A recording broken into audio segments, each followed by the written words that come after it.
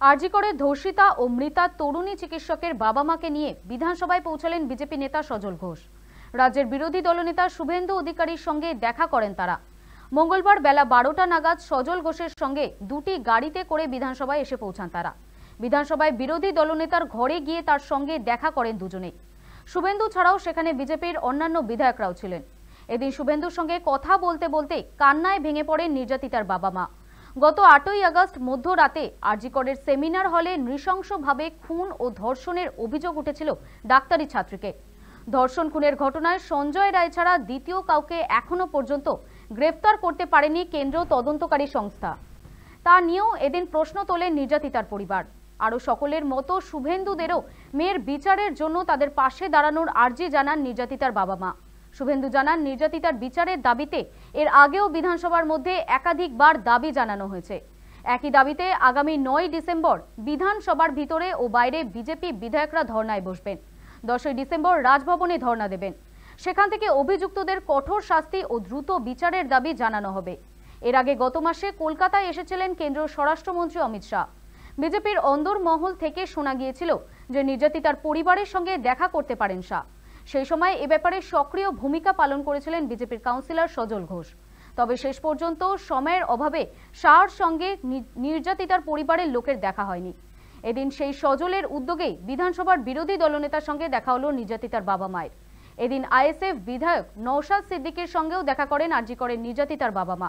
কথা বলেন পরিবারের সঙ্গে, আশ্বাস দেন পাশে থাকার। এদিন निर्यातितार বাবা মায়ের সঙ্গে দেখা করার পর বিরোধী দলনেতা বলেন निर्यातितार বিচারের দাবিতে এর আগেও বিধানসভার মধ্যে একাধিকবার দাবি জানানো হয়েছে।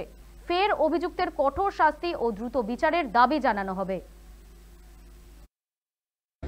হসপিটালে রোগীদের রাত্রি 11টা 15 সে আমার সঙ্গে কথা হয়েছিল এবং সে আমাকে বলল মা কোনো চিন্তা মাথায় রাখা দরকার।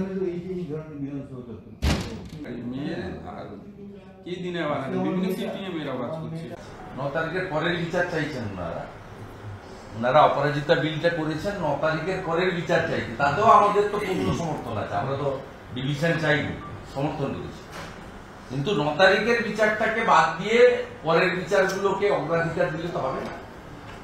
আমরা সেটা নিয়ে করব, কারণ 5 দিন পুলিশের হাতে থাকার জন্য আমি সুপ্রিম কোর্টে লাইভ ভিউতে দেখেছি পুলিশ যা যা করার করেছে। এবং পৃথিবীর মধ্যে অষ্টম আশ্চর্য, এই মামলায় সুপার জেলে আর থানার ওসি জেলে, লোকাল জিডি পুলিশ স্টেশন। এটা ভারতবর্ষ কেন পৃথিবীর কোথাও এই রকমের নজির নেই। আমরা সবাই আছি আপনার সঙ্গে, যার বিরুদ্ধে ওনাদের ক্ষোভ উনি বলেছেন, আমি বলছি না। ওনারা যাচ্ছেন অপরাজিতা বিলের দ্রুত অনুমোদনের দাবিতে রাষ্ট্রপতি মহোদয়ের কাছে। আমরা সেটাতে সমর্থন করি, কারণ বিধানসভাতে সমর্থন করেছি। আমরা 10 তারিখের আমরা রাজ্যপাল মহোদয়ের কাছে পুরো দিন বিজেপি এমএলএরা ধর্ণা দেব 9 তারিখের বিচারকে। রাষ্ট্রপতি মহোদয় যেমন সাংবিধানিক প্রধান দেশের, তেমনি রাজ্যপাল মহোদয় আমাদের রাজ্যের সাংবিধানিক প্রধান। ওনারা যাচ্ছেন 9 তারিখের পরের পানিশমেন্ট দেওয়ার জন্য। আরেকটা আরজিকর হলে পানিশমেন্ট দিতে চান অপরাজিতা বিল, সেইটাই বলেছে। আমাদের সমর্থন আছে, না আপত্তি নেই। আমরা 9 তারিখটাকে বাদ দিতে পারি না। আমরাও 9 তারিখের জন্য সারাদিন বিজেপি এমএলএরা আজকে ওনার বাবার কাছে কমিট করল। আর ওনার পিতৃদেব মাতৃদেবী যেটা চেয়েছেন খুব আমি মনে করি লজিক্যালি, কারণ ভারতবর্ষে আজকে সংবিধানের প্রথম লাইনটা হচ্ছে for the people, by the people, of the people. উনি বলছেন জুডিশিয়ারির লড়াই হবে।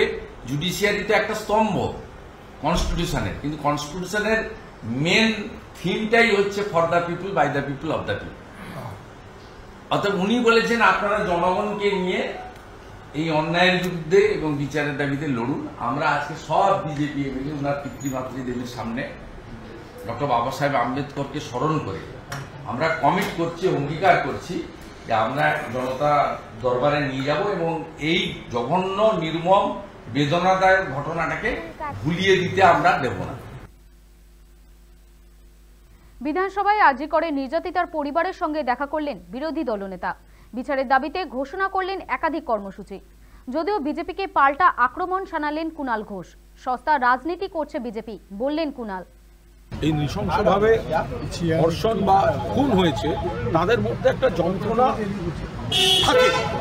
এবার তারা এই সময় যে যা বলছে কিছু একটা তারা একটা সবসময় যে সবটা যুক্তির উপর দাঁড়িয়ে হয়তো তা নাও হতে পারে। তো সেখানে তারা প্রথমে কলকাতা পুলিশের উপর তারা বললেন না আমরা সিবিআই চাই, তো তারাই তো সিবিআই চেয়েছিলেন। তাহলে এবার কোথাও না কোথাও তো দাঁড়াতে হবে। আজকে সিবিআই তারা ভাবতে পারছি সিবিআই কার? কেন্দ্রীয় সরকারের। বিজেপি কার? কেন্দ্রীয় সরকারের। তাহলে সিবিআই তদন্ত চলছে, সিবিআই চার্জশিট দিয়েছে, বিচার হচ্ছে, তাতে আস্থা না রাখতে পেরে বিজেপির কাছে আসা, এটা তো স্ববিরোধিতা। কিন্তু বাবা মা তাদের একটা আবেগ থাকে, তাদের একটা দুঃখ যন্ত্রণা আছে, তাদের এই মানে তাদের কোনো স্টেপ সম্পর্কে আমার কোনো বক্তব্য নেই। কিন্তু এই রাজনৈতিক দলগুলো উচিত নয় তাদের আবেগ বা যন্ত্রণাকে সস্তা রাজনীতিতে ব্যবহার।